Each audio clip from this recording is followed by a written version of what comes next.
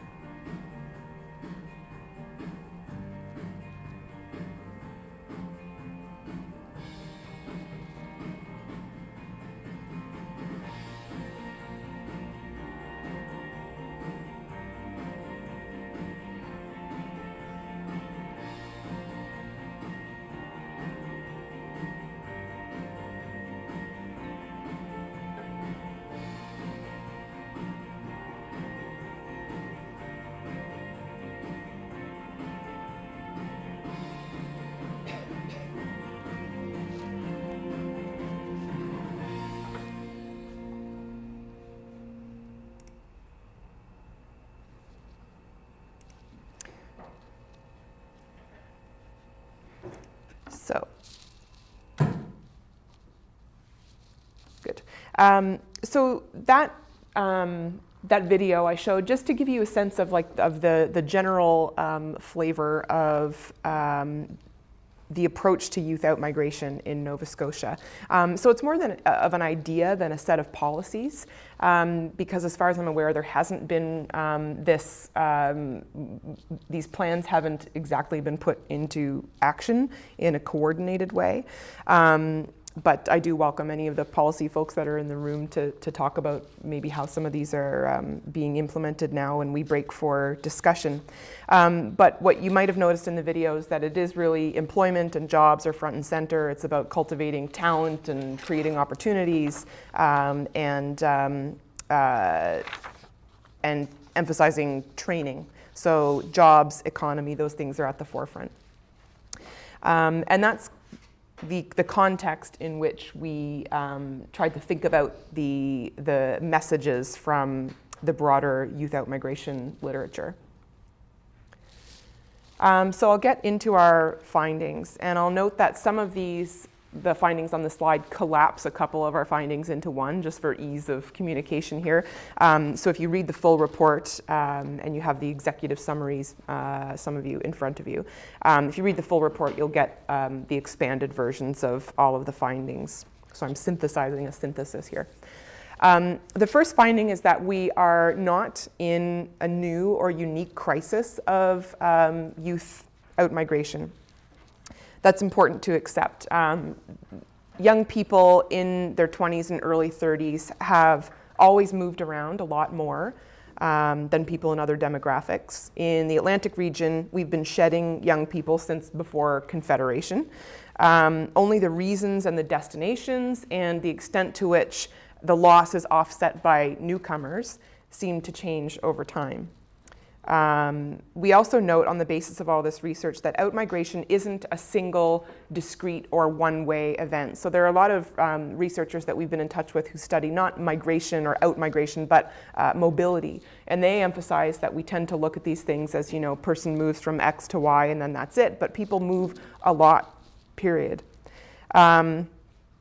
People move away, they move on, they hop around, they might come back. People stay attached to varying degrees to their communities even when they leave. And intervening in those pathways, which are highly social and cultural and biographical, isn't straightforward. The second finding is that, as we have on the slide, young people move for a mix of reasons that are not just economic. So youth outmigration from shrinking communities is a tricky problem. It's trickier than just opportunities and jobs. All of the literature, the thousands of surveys and interviews conducted with rural youth tell us that people don't leave or stay for jobs alone. Employment, training, and wages are certainly factors, but the decision to migrate away from a rural community or a shrinking community is made on the basis of many inputs, and it's not made in an instant. So things like routines, cultures, values, identities, sense of place, sense of home and belonging, people's attachment to community and landscape, significant others, family context, school experiences, position and inclusion in their peer groups and in their communities, academic achievement and aspirations. All of these factors intersect, and they seem to partially determine a young person's predilection for staying in or leaving a rural community. And then employment comes along later and seals the deal one way or the other. So people's pathways away from rural or small town life start early. They start in schools, for example, where students might hear or somehow infer that to stay rural is to fail to make it in the contemporary world. We got that message from a lot of studies. Young people who leave, in contrast to young people who stay, are more likely to have parents who've lived elsewhere in the past, and who therefore see living somewhere else as a viable, realistic option compared to people whose networks have always lived close by. Young people's perceptions of available jobs and local career opportunities have been shown to be inaccurate. So they do shape decisions, but they're often formed on the basis of what so-and-so down the street tells you, as opposed to an assessment of what's really available in terms of lifelong learning and employment. One final thing to note on this point is that young people, when young people say they want employment, what they mean is not just a job, but a career, a good job. Rural young people, like most, are looking for some stability in terms of their finances and their identities, and they see the establishment of a career as a step toward full adulthood and citizenship. The third overarching finding concerns the impact of social inequalities on young people's pathways.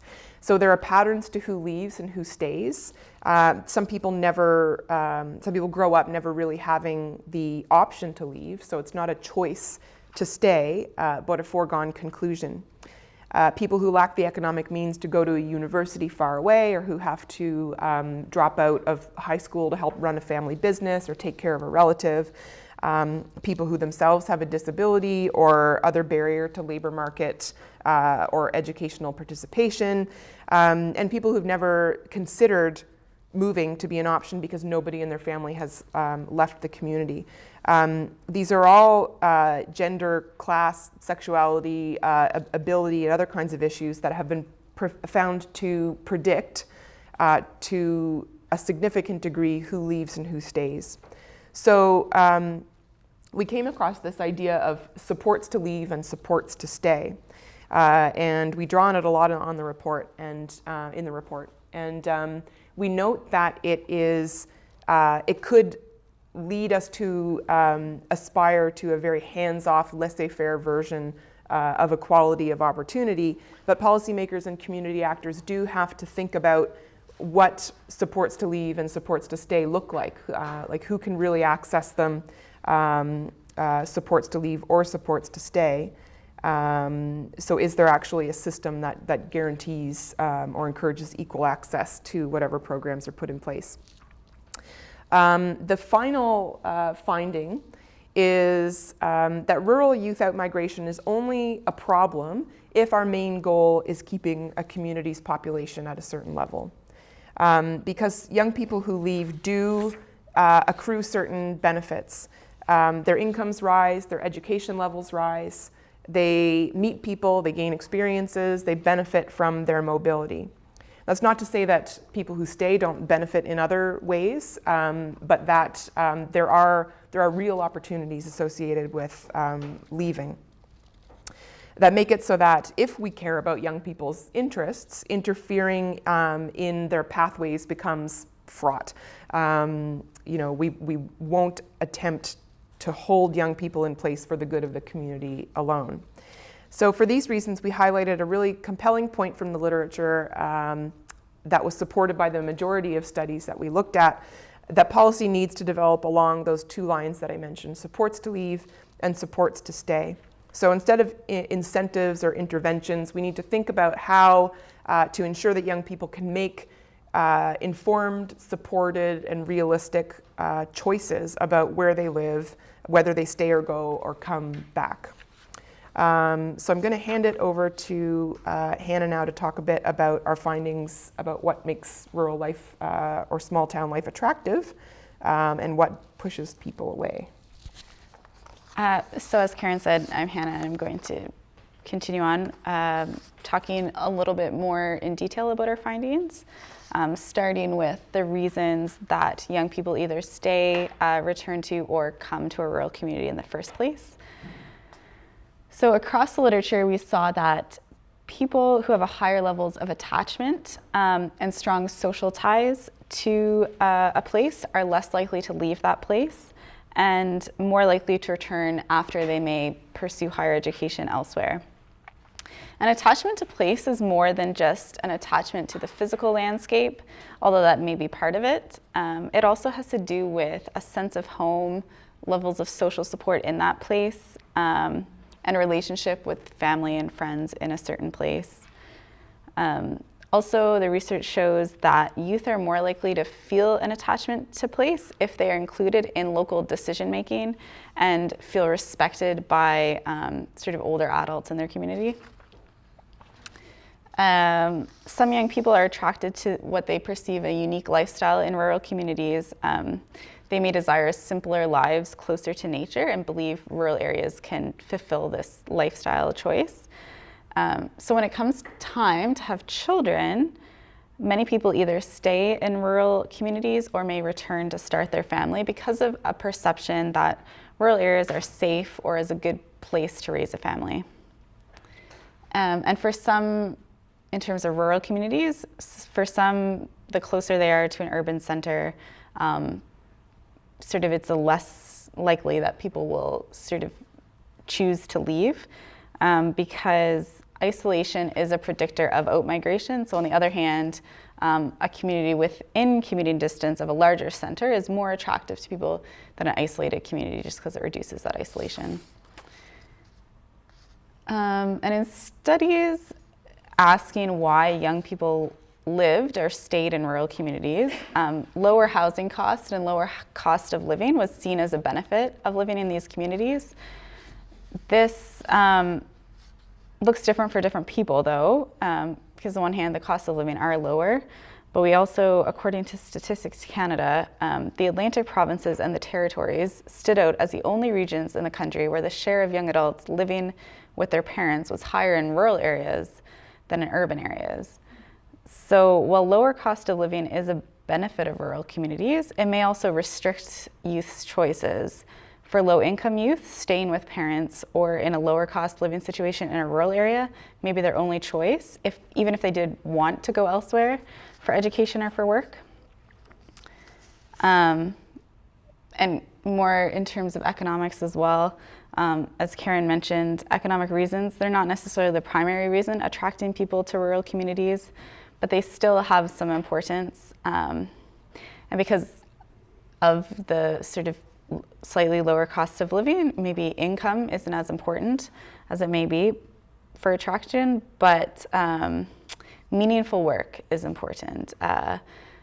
Young people are looking for jobs that they can stay in for a long time, that will be meaningful to them, like in the public sector or entrepreneurship. And they're looking to the future. So they need to look down the line and see that in a few years there's going to be a job in that community where they want to live. And that's where hope comes in. For some, hope for a good future in rural community attracts them there. For others, a lack of hope for a future outside a community or fatalistic attitude keeps people in these communities because they feel like it's the only possible choice for them. And for some, it may not feel like a choice at all. The decision to migrate or not to migrate is not really a choice. As Michael Corbett's excellent work in Digby Neck shows, some young people are not afforded the luxury of leaving their community. For these young people, the rational economic choice is to forgo higher education and an uncertain future elsewhere in favor of a known future in their community. And these young people may be from families who cannot afford for youth to make mistakes during their emerging adulthood, because migration is a risk and mobility is a risk, and not everyone has the resources to take this risk. So they're retained in this rural community, but they may not be any better off from it themselves. I'll continue with motivations to leave or to avoid these shrinking rural communities. Again, we have these discourses of success and failure around rural communities. So parents, teachers, and other adults in youth's lives tend to perpetuate an idea that to stay rural is to fail. That is, narratives of success often include leaving the community. Return migration, meanwhile, may be interpreted as a failure to make it in another community. One researcher wrote it like this: rural youth can choose to stay, but they are likely to believe, with most of the world, that the choice is a mark of their failure. Or they can choose to move, but long, with most of their mobile rural friends, for home. Like all humans, rural youth try to be savvy about choosing between two evils. For only a few, it is likely to be a very happy choice. And that's why we have on this slide going with the flow. Because for today's young people, migration is a normal part of the life course, because we have this imperative to create an identity for ourselves, and this often includes mobility as we're creating this identity. And this pattern is even more common in families who are highly mobile. So in this way, mobility begets mobility. The migration patterns of some may normalize these patterns in the future. And another reason, as I mentioned sort of in the previous slide, is a sense of isolation. Not only an isolated geographic location, but also isolation within the community. So the characteristics of a place that may seem positive in some situations, like the security and strong social ties that are often seen in rural areas, can also be restricting. So the sentiment of everybody knows everybody is both liberating and restrictive. Youth tend to feel excluded from adult spaces and pastimes as well. I may not feel like they have sort of their own pastimes they can be part of. And they also feel excluded from the governance of the community. Meanwhile, marginalized youth, such as those in the LGBTQ community, can feel even more isolated. The next reason, boredom, is one I can relate to when I look back to my high school days, when a common refrain was, "There's nothing to do here." What this means is that certain consumer goods and experiences are not available in many rural communities. And in our culture, a life full of consumer choice is the expectation. Young people may leave rural communities because they're just interested in new and varied experiences. And this also connects to the previous point about marginalism and exclusivity. There may be plenty to do in a rural community, but there may not be plenty to do without the watchful eyes of parents or other community members. There may be a lack of safe third space for gathering, the sort of which are plentiful in urban centers like coffee shops and so on, that youth can find a place for themselves. And aspirations for education that is not available within the home community is another reason why young people leave. Being successful in secondary school, students will look outside the community for education opportunities. Once they receive these credentials, they may move in search of employment, matching their education. On the other hand, some research shows that youth will accept a job for which they're overqualified just to live in the community they want to live in. In terms of lack of services and amenities, it's not as much of a motivation to leave rural communities as one might think. There are services that rural people just learn to live without. But in terms of, for example, a school closing in a rural community, this has a bit of a bigger impact because when services like this act as meeting places, as monuments to collective effort, and distributors of collective benefits, they tie communities together. And their loss is felt as a tear in the social fabric, leaving people to build and maintain social capital in voluntaristic, individualistic ways. That is, a loss of services, depending on what the service is, can lead to loss in social ties, and this is what may have an impact on migration decisions and mobility decisions. And in the same way that strong social ties can keep people in rural communities, having a sour relationship they want to escape, or social ties with people in other communities can also lead youth to migrate elsewhere. But it's important to note that, like all people, rural youth or youth in shrinking communities hold ambivalent, contradictory feelings about their communities, both loving and hating them, often at the same time. They may form their identity as being rural as opposed to urban, but they are also aware of a darker side of rural life. They may hate a community, but still miss it if they leave. Migration is rarely a one-time, discrete, linear event. Motivations form and reform throughout childhood and young adulthood and throughout the rest of the life course. And actual trajectories are complex and precarious and even cyclical. Young people may think about migration away from their community as an opportunity, a stepping stone to reach their goals. But others, or maybe the same ones, may think of it as an exile, as someone forced away from a community where they cannot truly find a place. At the same time, outmigration today looks different than it has in previous generations. So technological advancements like communication technology and air travel make it easier for people to maintain ties with their home community, even when far away. So young people can keep their rural identity while living in a place that meets their needs in a way the home community did not. Now we're gonna do the switch up again. I'm gonna start to wrap things up. So on the basis of all of those findings, we preface our policy recommendations in the report with a note of caution. And I mentioned it before, that meeting the needs of the community might not be identical with meeting the needs of young people. So what's good for the community might not be good for young people, its young people, and vice versa.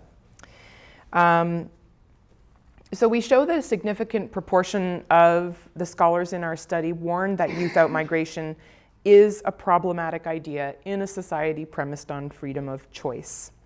And as I said earlier, rural youth outmigration isn't necessarily a problem in itself. It emerges as a policy problem primarily because it threatens the future of rural communities, not because it negatively impacts young rural outmigrants necessarily.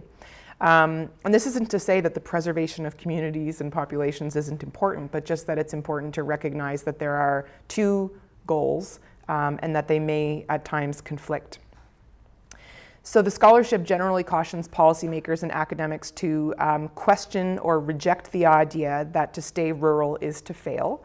But it also acknowledges that migrants do generally see benefits in terms of education, skills, and income. So again, two seemingly contradictory points that have to be borne in mind by anyone trying to do research in this area.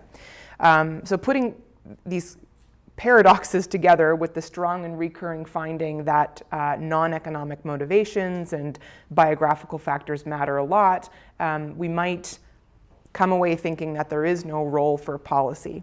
But we disagree, and we do think that the literature, despite what we've said, also disagrees. Everyone sees some role for policy. So what it points us to instead, as one scholar put it, and as I've mentioned already, is the need to replace the principle of retaining youth with principles that increase the range of viable alternatives for young people by focusing equally on the development of supports to leave and supports to stay. And so I tried to put this in kind of a table format. In the report, it's more of a narrative. But we've tried to identify some vague policies that point in this same direction. So the first kind of like a policy principle that we highlight in the report is that focusing on return migrants seems to be one of the least problematic options, because again, you've given people the chance to make choices about where they want to live, pursue opportunities and experiences that aren't available locally, and then you play on what we know attracts people back to rural communities. So pace of life, proximity to nature, social ties.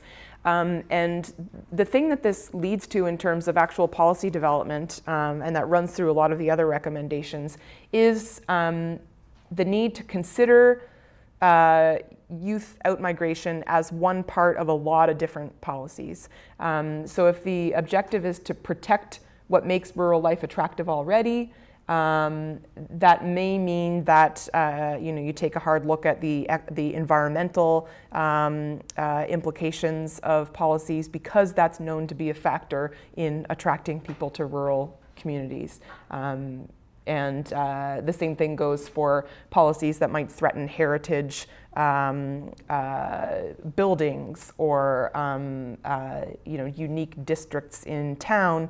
If that's a piece of what makes rural life attractive, then every policy that touches on that becomes a youth outmigration policy at some level. The second policy principle that we identify is the need to involve young people in community planning and decision making.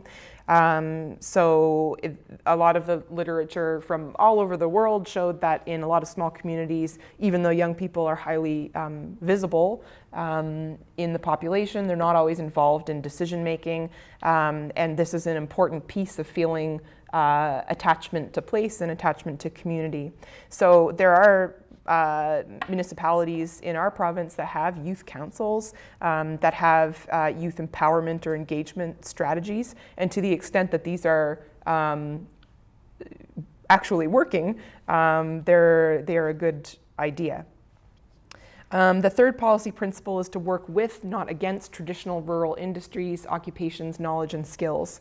So this principle is based on that finding that schools and communities don't necessarily expose young people to the viable occupations in their community.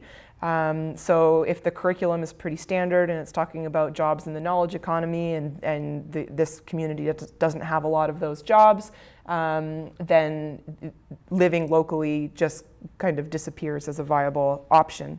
But if young people through schools, through industry associations, even through labor associations are exposed to the jobs that exist nearby, we hypothesize that there would be a greater uptake of those positions.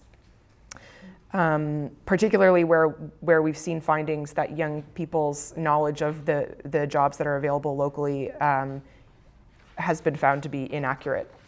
So they hear, they read a story in the newspaper that says that there are no jobs in rural Atlantic Canada, and they absorb that, take that on board. The third policy principle is to work with, not against, mobility and migration. So this is where we get to the point that we should dispense with this idea of retention and think more about how you make communities good and attractive in more of a holistic way to support people to truly make a choice about whether to stay or leave, and whether and when to return. And part of that could even be taking advantage of the fact that we do have highly sophisticated communications technologies. Often the infrastructure isn't great in isolated communities, but we could be building on that to allow people to pursue the lifestyle that they want in rural communities while working, either long distance commuting or telecommuting. And that is a recommendation or a finding that's coming out of a lot of migration research, that instead of looking at it as a tragedy that we have people who are commuting half the year to a different province, we have to look at ways to support families as they endure what is a difficult circumstance, but that allows them to stay in place in the communities that they love. The fifth policy principle there is to bear in mind, again, that there are inequalities in who stays and who leaves, and the supports will be different depending on where people come from. The sixth point is to recognize schools as very important institutions in this process. So it's not just that people turn 19 and decide that they're going to leave. They're forming these ideas in secondary school. The other point about schools is to recognize that they're more than just places where students go to learn. They can be community hubs. They serve the purpose in the social fabric that Hannah talked about, where it's not just about service delivery, but about a place where people make social ties. And so, probably everybody knows that the hub school program in this province was a flop in its first iteration. A lot of communities applied to have hub schools, and none of them met the criteria, so it didn't happen.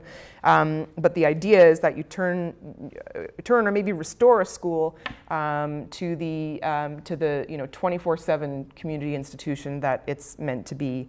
Allowing people off-hours access and communities low cost or free access to the space, because again, we've seen in the literature that there's a lack of these third spaces that belong to the community and support community activities.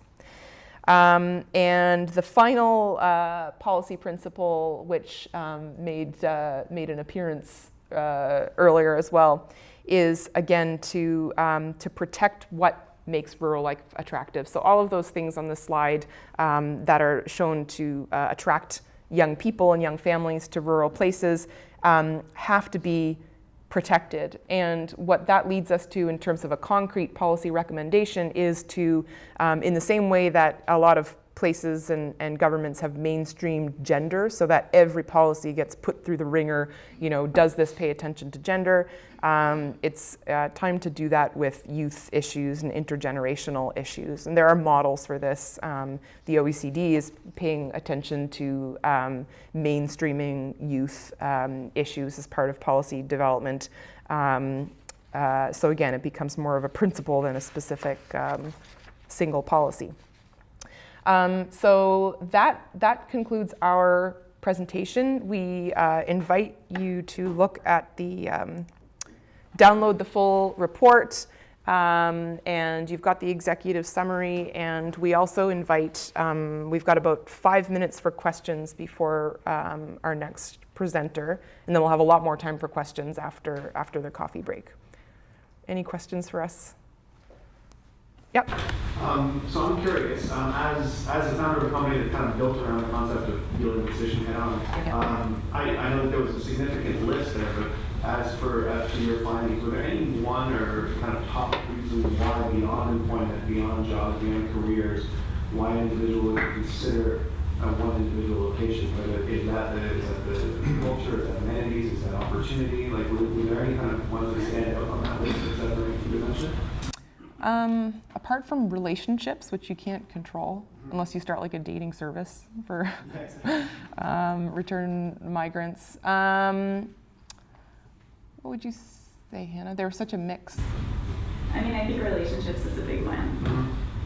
If your family is there and you value staying close to your family and your connections you make in rural communities or wherever you are,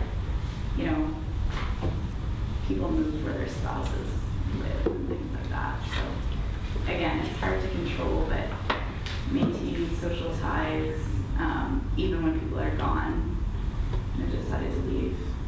There's policy implications. Yeah, that's a good point. We saw some case studies of communities that where I think it was the municipality, or maybe it might have been just a community, like a citizen-led kind of group, that did a bulletin that they sent to the people who left, just to keep them apprised of like what was going on. And so in a way, facilitating the maintenance of those relationships and making them feel like they could move back. I guess beyond that, the lifestyle stuff, which is, an amalgam of things, but the pace of life, proximity to nature, local amenities, but thinking really broadly, like, you know, the harbor is an amenity, the lakes are an amenity, like just things that people can use that are, you know, that contribute to a good life. That can be kind of unique differentiators to that. Yeah. So just a quick follow-up to that point.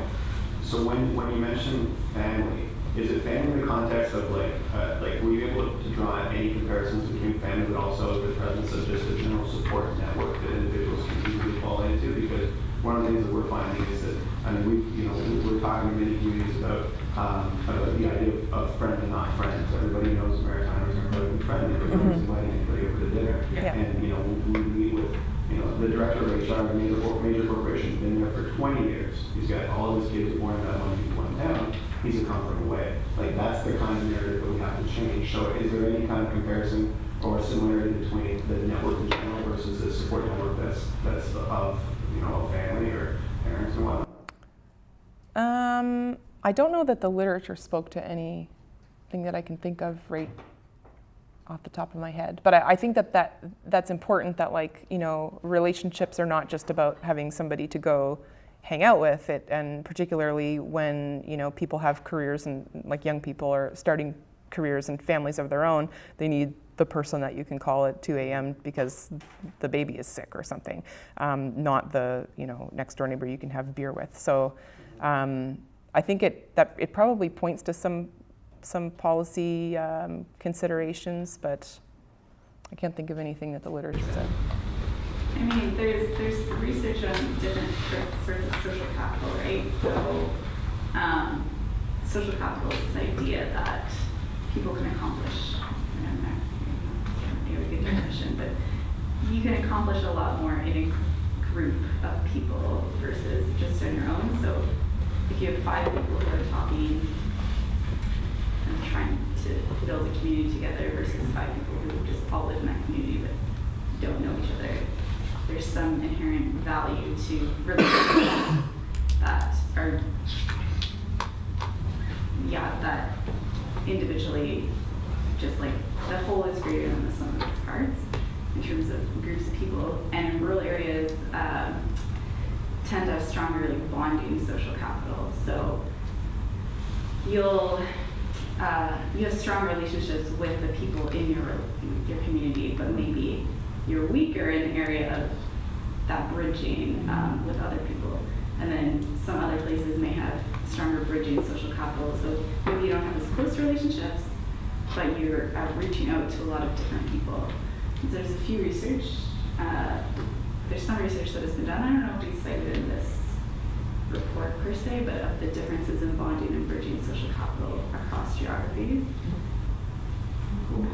Yeah. Awesome. Thank you. So we'll take 2 more questions. So I'm just going to follow. If you look at the island studies literature, they talk about the change now in policy around the incomer as being the bad alien, that the policies are now being changed and how they discuss. So I know Prince Edward Island, the Northern Islands of Scotland are really working hard on changing that narrative through policy. So that's kind of been the come from away. Again, you know, that's starting to be tackled in that literature now. My question was, is there any work you're looking at the urban-rural relationship in regions? So, so looking at things like not necessarily governments, but other kind of community bodies. So let's take hockey. That's just because I live it. So I live in Antigonish. Our teams have to play Yarmouth in a regular season. That's 5 hours for an hour game or 10-year-olds. Because Hockey Nova Scotia says Halifax doesn't have to travel. So I've heard people say, well, why would I leave Halifax if I want to go back home to Antigonish if Hockey Nova Scotia says in the winter I have to drive to Yarmouth for a regular season game for my family? Right. So I'm just wondering if you saw anything about like that urban, rural kind of relationship that changes. Like, so if I'm starting a family and I know I'm a hockey family or whatever, it's not just hockey, it's a variety of other things. Why would I live outside Halifax if I know that my child will eventually have to I'll have to drive my child that far? So I'm just wondering if there's anything in there about that urban-rural relationship in the region that affects. I'm thinking of one piece that might sort of relate, that was about rural school closures, and then the impact that it has on families' relationship to school, so relationship to that institution. And it was such that families with lower incomes started to just withdraw from school, like as an important thing, because their kids had to be on the bus for an hour. And so it wasn't that they couldn't do it. The infrastructure was there. The kids got on the bus, they went, but it drained away time. Any of the extracurriculars drained away resources, and so they just detached from the institution. So I would think that would sort of apply as well to these big, sports bodies and other activities where people would just sort of opt out, as opposed to making the decision not to live in a certain place. But, maybe that would happen too. I can't think of more specifics. Is that one? Appreciate the conversation around social capital and the CFA debate that's out there, because the bonding is usually really strong in rural communities, but the bridging is making it difficult. So bridging to dissimilar communities.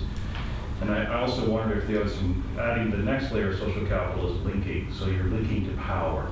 And we just started working in Digby in terms of a collective impact approach, looking for folks to come together under a common agenda. And it's interesting, there's two things. It's the linking to power that's a bit confusing for folks. And changing the narrative seems to be one of the greatest things for them to retain people. So I just wonder if you had some conversations around linking youth to power besides youth councils. Not in the report, but in some visits that I've done to municipalities since, there's been a lot of talk about the decline of civic education in schools, or the idea that it's not doing a good enough job teaching young people about how to link to power and where decisions get made and that kind of thing. And again, I don't know empirically if that's, if it's just a perception on the part of people whose kids are in school, or people who see how young adults relate to politics. But it does seem to be a point. And of course it would impact, if people move away and come back, or if they stay, if they don't have that sense of how power is distributed and how it works and how you get decisions made in your favor. No, I would suggest on rural communities is the power and political power. So it's about the way we've always done it. It's the families that have all been here. So that's kind of power. Right, yeah. And one quick mention to the next study is, the author of that was? Michael Corbett. Oh, okay. Yeah, no problem. Okay, so I'm going to, we'll have more time again for a more wide-ranging discussion at 11. But for now, I'm going to hand it over to Ray Bollman. So I'll introduce Ray. Ray retired from Stats Canada in 2011. He was the founding editor of the Rural and Small Town Canada analysis bulletins, which, if you do any sort of research in rural studies, you will use these. He's produced 65 of them over his career. He was the past chair of the OECD Working Party on Territorial Indicators. He's now a research affiliate with Brandon University's Rural Development Institute, and a professional associate with the Leslie Harris Center at Memorial University. So welcome, Ray. While we're searching, I should just say thank you, Karen and Hannah, for the invitation. I think it's an excellent report. In fact, I think maybe you nailed it. But obviously there's more discussion because the report is only that thick and not that thick, right? So. We're at the beginning. Good. So this is an interactive map, the demographic history of rural Canada, if you will. And so I think the learnings are the purple will get more purple, that's higher population density. and the green will not go out into the white because there's not contiguous settlement out there. So, how did I manage that? Do you mean to be back at your map? Or? No. I'm trying to get back to the beginning. Making progress. I'm backing up. Okay. Be thinking. I do have an outline, and the objective is to get to number 7. I wanted to put some numbers on. Oh, well, we can go to the title of the talk. That might even be helpful here. So, rural youth outmigration. Look at some numbers, and I was impressed with this report. I don't think there was one number in it, so that was my key to try another title. So I do have an outline, and the pièce de résistance, I was trying to look at some numbers on what's the demand, what's the size of the target clientele for supports to stay, supports to leave, and maybe supports to return. And I got completely confused, so lots of young people here, I think, can help me solve that problem. So first, learning from this excellent report, Finding a Place in the World. I just want to emphasize the two objectives, or the policy objectives that came out. One is to make rural life attractive to returning migrants or new in-migrants, but also for people who are there, make their home attractive. And so on this concept of home, a couple of weeks, oh, here we are, remind me to talk about home. A couple of weeks ago, I was at the Ross Creek Center for the Arts just outside Canning, and they were having a weekend celebrating Persian culture. So I had a nice conversation with Sohaili Esfahani, who is living between her Iranian culture, having been in Canada now for 20 years, and trying to understand Canadian culture. So she's contemplating wrong button, Raymond. The cultural translation, if you will, from moving from Iran to Canada, and she's pondering the departure from the original, which is her former home, to the arrival in Canada, which is quote unquote her new home, and she thinks it's a situation of in-betweenness, and her art is pondering and understanding her feeling of in-betweenness. And then she's using shipping pallets as the ultimate in-betweenness, because a shipping pallet only has value, right, when it's in between one port and the other. So she's got some cultured pallets here, she calls them. And so she has done nice paintings on these pallets.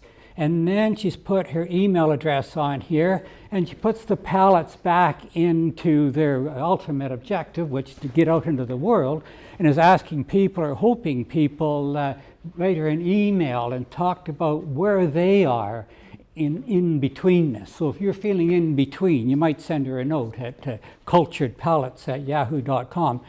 I invited her today, but she had a previous commitment, or she might have been better at giving this talk than myself, maybe. So that's my observation on in-betweenness. And the issue is, when we're pondering rural youth migration, well, your feet were here in rural, and then now your feet is over here in urban. Well, your feet had rural-urban migration, but did the rest of you have real urban-rural migration? Or is your psychology, your sociology, all your feelings, your culture, is it halfway in between? You're not really sure where you are. So that's my lack of understanding. I've just proven my lack of understanding of a cultural translation, right? So now I'm going to go to the numbers, and all the numbers are based on where your feet are. So now I'm going to talk about where your feet are and the implications of that. So, that was my point on, is rural, are you really rural, are you really urban, or are you all in between when you're doing this migration back and forth? So I would argue there's two major dimensions of rurality: density and distance to density. And so density, distance to density, A lot of the former, not much of the former, not much density, and a lot of the latter, a lot of distance to density, the two dimensions of rurality. Couple of articles here publications which I think are helpful. And then I put them in two different dimensions. Does my mouse work up here? Not really. So here I'm going from low rurality, which is high density, to 100% rurality, which is low density. And you can think of where you've come from, where you're going to, where you're at, in the sense, where are my feet in terms of population density or the size of your community or the size of your city? And there's another dimension, go ahead here, going from low rurality, short distance to city, metro, density of whatever density is of issue to you today, a hockey game in Yarmouth maybe, and high rurality, long distance. So where do you fit in distance to density? Where do you fit in the size of your community? Well, those two dimensions, I think, are helpful for understanding finding your place in the world. And so if you're in the top right-hand corner here, you're low density, it's a small town, but you're near to a metro center. You're high up on, low on rurality, but it's close to a metro center. So your labor market is very metro. If you take your spouse there, your spouse could be a coach for the Toronto Maple Leafs if you want to live near Toronto, or a coach for the Mooseheads if you want to live near Halifax. But if you're going to school, you may be in a very small school, and you could make the basketball team and the soccer team and the volleyball team with one hand behind your back. I mean, there's not going to be a lot of kids in that school. But people can get access to city jobs.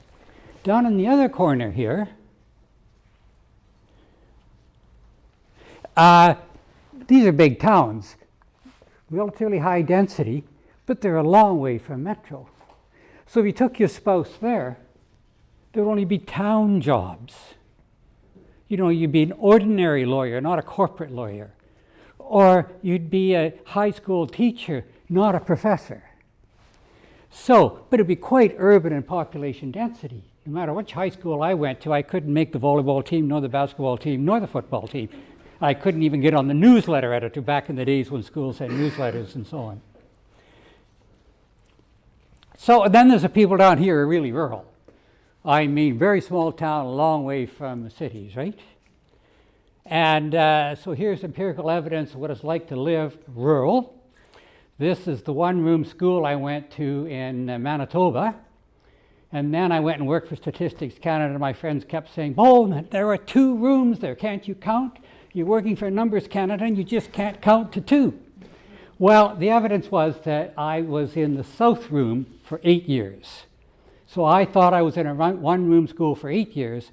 Then the school bus came and took all the high school kids to the town, nearby town, and the North Room became, the community center hall. So that's my evidence of being real rural. So these dimensions of distance and density matter. I skipped 2 slides. One slide was saying the smaller your community, on average, the lower the population growth. The other one says, even if you're in a small community, some communities grow 7 out of 7 intercensual periods, and there are some big communities actually population declines 7 out of 7 intercensual periods. On average, smaller communities grow less. But some succeed fantastically. The other dimension on distance to density, distance matters. And again, the further you are from metro, however you define cities and metro, the lower the population growth on average. But again, if you get a long ways from metro, there are some places long ways from metro that grow 7 out of 7 periods. From 81 to 2016, there are 7 intercensual periods. And there are some places close to metro, within 25 kilometers of metro, that actually population goes down year after year after year. So there's more than density and distance to density, But both of them, I think, are fundamental for understanding the development options for your community and for understanding how to find your place in the world. So, third point. What's my time look like? Oh, I'll push some more buttons here. I guess I can watch the clock at the back. Third point. Rural Canada is growing, but not everywhere. And unfortunately, of course, one of the not everywheres is rural Nova Scotia. But Canada as a whole, rural Canada is growing. So here the blue columns are positive in every intercensual period except one. Positive in every intercensual period. Generally, rural Canada is growing. Blue is rural and small town. That's outside of census metropolitan areas of 100,000 or more, and outside of census agglomerations, which are towns and cities 10,000 to 100,000. So outside of places of 10,000, rural has been growing in every period except 1996 to 2001, which was the 5-year period where in Ottawa there was a Secretary of State for Rural Development. So I haven't figured out the causality here, and I'd be interested in an honors paper, Karen, on, if you just tell me, did the government attention as a junior minister to rural cause rural decline, or was it because of rural? Which way is the causality going here, folks? But the other observation is that blue line, except for one period, that blue line is always shorter than urban. So rural is growing more slowly than urban. So one reason for the decline in rural share of the total population, back in 71, rural and small town had maybe 36%, and now rural and small town at the Canada level has 17%. One of the reasons for that decline in the rural share is because rural is growing more slowly. But there's another reason. Let me show you. Here in 1966, there were 7.6 million people in rural and small town. 1971, there were 7.8 million people in rural and small town. And then due to successful rural development, some rural areas got reclassified to urban, and all of a sudden you have fewer people in rural. And then rural grew from 7.4 to 7.7 between 71 and 76. More successful rural development, people got reclassified to urban. Well, all of those lines are positive this way. All those lines are positive, right? Except for, again, for 96 to 2001, a slight decline thanks to our Secretary of State. And so there's just reclassification and reclassification and reclassification. Rural Canada is growing in almost every period, and at the end of time, you got fewer rural people than when you started. Now, any deputy minister of rural would love to have you explain that to the minister. In the last census, the woman who had to explain it to the minister in Ontario said, "How do I do this, Ray?" I said, "I'm retired." I mean, that's the only answer you've got, right? But Belleville became a metro centre in Ontario in that period. All of a sudden, the non-metro population went by 100,000 people. Oh, you got fewer than we had before. Go to the Premier. Great success. We've had rural growth. Now I represent fewer people than I did yesterday, thanks to the darn census. I mean, the rural minister is more important because of the people he or she is representing, right? Anyhow. Here is a rural small town Nova Scotia has been declining in each intercensual period since 91 to 96, and I think you folks know that. Here is looking at the numbers I was talking about before in terms of the number of periods which the population grows. So looking at 81 to 86, 86 to 91, 7 of those periods right up to 2011, 2016. So red grew 0 to 7 intercensual periods. Red declined in each of those intercensual periods. Light green grew in 7 out of 7. So a fair amount of green around Toronto, a fair amount of green up through the middle of Alberta, and you can see some green here around Halifax. And did I show this map? Here we are. So green is 7 out of 7, brown is 6 out of 7 or 5 out of 7 periods of growth. The further you get away from Halifax It gets orange down here. This only grew 1 or 2 times out of 7. And the red, if you go to the Cape Breton, lots of red in Guysborough and so on. Population decline 7 out of 7 intercensual periods. And you know that. But it's not unusual for the rest of Canada either.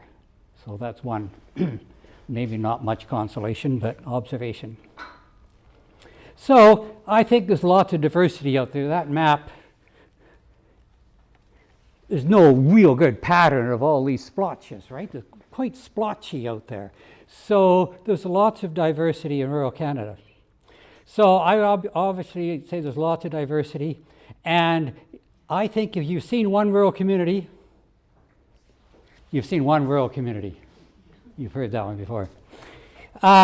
So here's my experience, one of my experience in one rural community. I was attending a group of rural researchers having a meeting in the community hall of Farintosh, Alberta, and I saw it on the highway that there's a Whistling Pig pub in town, and at 5 o'clock, social scientists, as you know, marginal productivity goes to 0, it's time to go to the pub, right? I said, I'm from the prairies, I know where the pub is, you go to the hotel. In fact, I think I was 9 or 10 years old before I knew you slept in a hotel. I thought you only drank in a hotel. So here we have a geographer at the front of the car, Doug Ramsey from Brandon University. His geography is good. He found, yes, this hotel has the Whistling Pig pub. And in fact, I think maybe this community is a leading community. I don't know. This was part of the leading and lagging analysis of the New Rural Economy Project. But another thing this community was proud of was their town dump. They were working with other communities in some sort of a cooperative venture. And I was impressed. All the economists were saying, gee, what about the social and psychological impacts of all this garbage flying around? And what about the impact on the environment? And all the sociologists were saying, but folks, if you put a higher price for all of the communities around you, there'd be less garbage coming in and would force them to have better controls on garbage, right? So I was confused again. But we went to visit the dump. It's west of Dried Meat Lake, so we're at the West Dried Meat Lake Regional Landfill. But I thought it was quite interesting that no dead livestock were allowed, except sheep and poultry. So there we were at the West Dried Meat Landfill. So again, there's lots of diversity in rural communities. So rural Canada is growing, but not everywhere. My 3 points were rural Canada is growing, the rural share of total population is declining for 2 reasons: slower growth in rural and reclassification to urban. The demographic structure has changed markedly in the last 20 and 30 years. So back here in 1971, at the Canada level, every time 250 people were coming onto the workforce, only 100 were potentially retiring. So I'm looking at people 10 to 19. In 10 years, they should be on the workforce. They'd be 20 to 29. That was on the numerator. And a denominator was those you'd expect to retire, 55 to 64 in the denominator. And about 28 here, we became negative. Fewer people coming onto the workforce in a demographic term sense, and then those would be expected to leave. So all of a sudden you're into potential labor market shortages, and we're looking at that rate out to 2029. Fantastic change in the demographic structure. Now, if all these old folks who are supposed to retire keep working, they're still going to be able to grow the labor force because the young people will start working, the old people will keep working, and but I'm not sure what the skills are of the old people there as opposed to the young people coming on. So there might be a lot of skills mismatch there. But a fundamental change. And it's certainly happening everywhere, including metro and non-metro Nova Scotia. Metro is Halifax, non-metro is everything else in Nova Scotia, because I'm using a cutoff of 100,000, which is the census metropolitan area idea. And so again, 26, 2007, 2008, this idea of a potential job shortage, unless old people keep working, is in both metro and non-metro Nova Scotia. And here's a map showing red is more young people coming on. Well, lots of young people relative to retiring people here in southern Alberta and around Winnipeg and in the north with Aboriginal communities. And dark blue is less than 50%. Every time 100 people retire, only 50 people are there to come onto the workforce. And so I put that on the front page, this thing on the front page of a report I did for the Federation of Canadian Municipalities. And in yellow there, I think the new rural development challenge is create people, not jobs. I mean, rural development was, we need jobs, we need jobs, we need jobs, we need jobs. Maybe we need people, we need people, we need people, we need people. Of course, you've got to start 18 years ago for that, so there's an issue here. So in terms of understanding all this evidence and knowledge and information, I often refer to the ultimate in philosophers, Calvin. You know the Calvin and Hobbes comic. There's Hobbes' pet tiger. And here's Calvin. It's true, Hobbes. Ignorance is bliss. And is there a way to make this screen bigger so I can read it? Probably not, eh? Okay, once you know things, you start to see problems everywhere. And I have to read it from the screen, sorry. And once you see problems, you feel like you ought to fix them. I'll be here. I can stand here. I'll dance around. You said you wouldn't. Part of the invitation was, as soon as you fell asleep, I had to dance. That's what you said literally, wasn't it? Something like that? Something like that. And fixing problems always seems to require personal change. And change means doing some things that aren't fun. I say phooey to that. But if you are willfully stupid, you don't know any better, so you can keep doing whatever you like, which is the advantage of never reading any statistical reports. You just don't have the information. Do what you want. The secret to happiness is short-term, stupid self-interest. We're heading for that cliff. I don't want to know about it. I'm not sure I can stand so much bliss.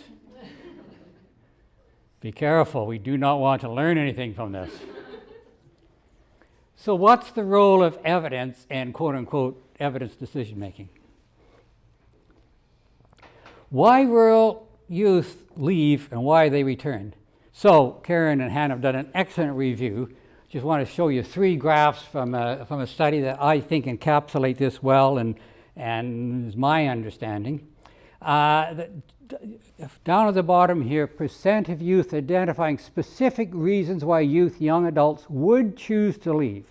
So this is asking youth who lived or had lived in rural, or had left rural, but who started in rural. So rural youth, wherever their feet were, they were rural youth. Why would youth, young adults choose to leave? Number 1, jobs, but only 70%. Number 2, education, 30%. Number 3, fun, social opportunities, entertainment, recreation, things to do. So I think that's consistent with what you were saying. And then down the bottom, another question they asked this group of youth, why youth, young adults would choose to live in a rural community. Family and community. Now, these are not big numbers in terms of percent of youth reporting each thing, but less crime, security, safety, family, simple, slower pace, earth, quiet, community, close-knit, good place to raise family, cleaner environment, friend. And 11% said because you have a job there. And the third one is, so what can communities do to attract more youth? Well, again, number 1 is jobs, but only 30% are reporting that idea. But number 1 would be jobs, number 2 would be more fun. Whatever fun is these days, or back then. So, some numbers. This is what I was trying to look at. can I get some numbers on how many people are choosing to stay, how many people are choosing to leave, and how many people are choosing to return? And is that a fair set of numbers to target a policy or to design a policy for? And I just got confused. So here's the state of, so I'm coming back to my first slide celebrating Karen and Hannah's piece, supports to leave, supports to stay. So the black line is people who are 18 to 24 and T equals 1. So 18 to 24 in 1996, 18 to 24 in 2002, 18 to 24 in 2010. So at that point, there were 45,000 young adults across Nova Scotia, outside Halifax, in 2010, 18 to 24. So there's one target clientele, 45,000 young adults. But the green line is, where were those people living 7 years later? Or how many people were living there in rural, were living in non-metro Nova Scotia 7 years later? So the green line is, if you were 20 to 24 in 2010, how many people were living there in 2017 who were 25 to 31? So you're 18 to 24. 7 years later, how many people are living here who are 25 to 31?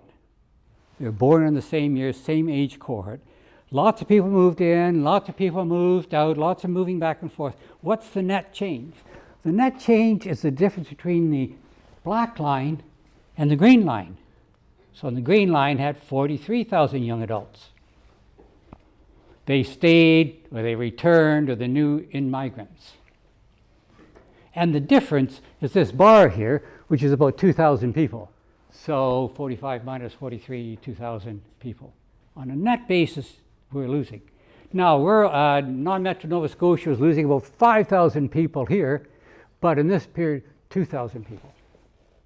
So there is a concept, an idea, just how many people are leaving non-metro Nova Scotia, young adults. 7 years, the net loss was 2,000. So 43,000 stayed, returned, were new, but the net loss was 2,000. So the question is, do we think these numbers indicate a demand for support to leave?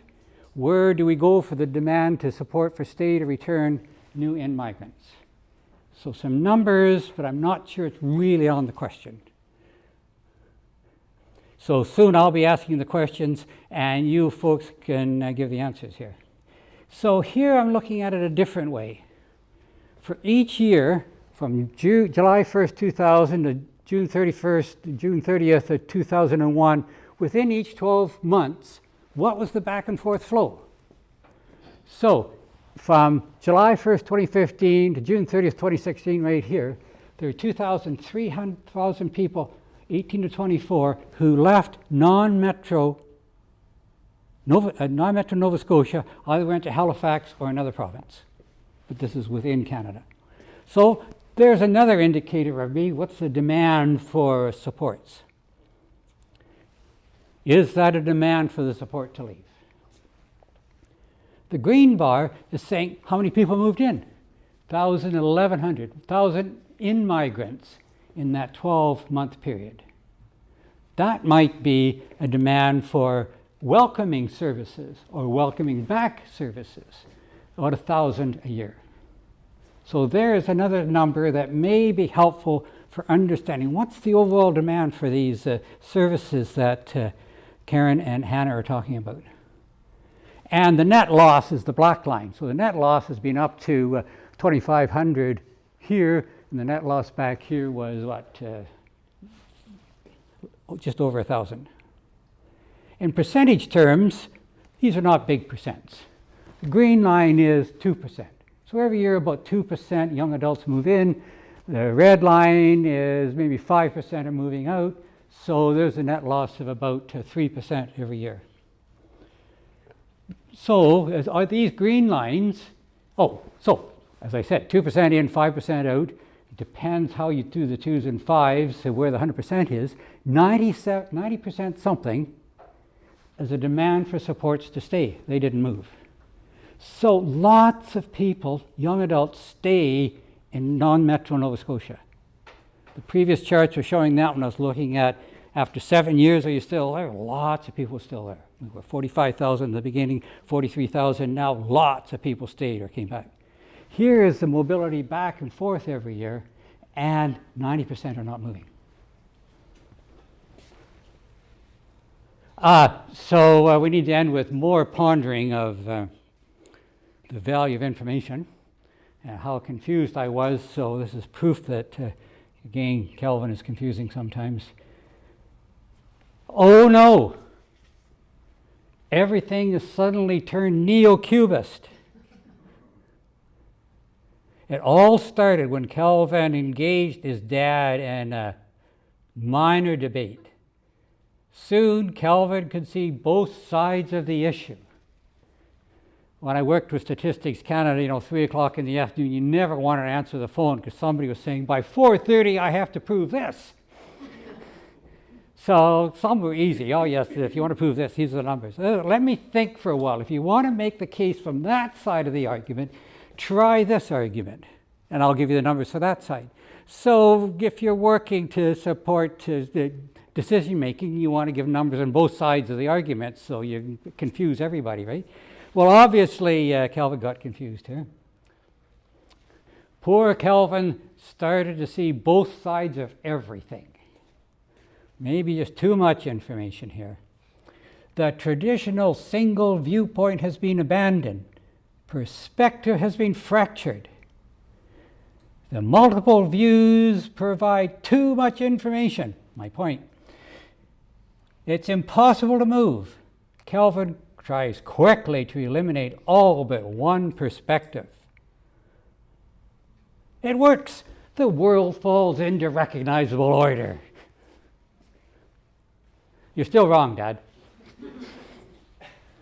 So, another point on role of information in decision making, and you can get too much or you can get too confused. But I put up those numbers up there to show you alternative ways of getting at it, and I don't think any of them are quite the right way, so we have to fit the numbers to the question or fit the question to the numbers, and I'd be happy to try this again if somebody would point me in the proper direction here. So I think it's time to stop this and goes to these are the points I was trying to make, trying to end up at the target clientele size of supports to leave, supports to stay, supports to return. So let us sunset this. Thank you.